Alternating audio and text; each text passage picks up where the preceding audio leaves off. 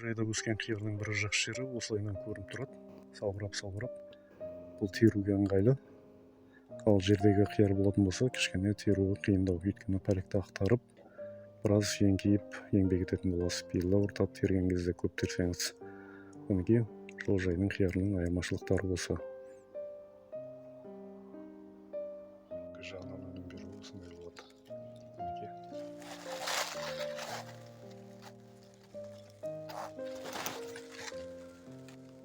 Осының да төбесінен жақсы өнім алуға болады. Кейбір қиярлар мына жүйектен жоғары жақпен өсіп келіп, мына жүйекке ауысып кеткен жерлері бар. Көпір сияқты.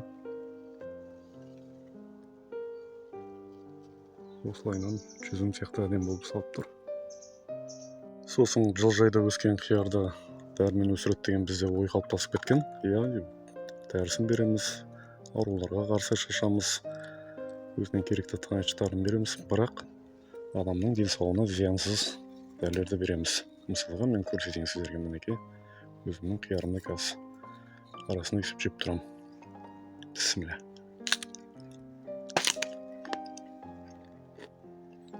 Егер умен өсіріп жатқан болсақ, сіздер ойлағандай, бұл қиярды өзіміз жемес едік. Біздікі таза, әдемі қияр. Қиярлар осылай көрініп тұрады. Шетінен алып тере бересіз.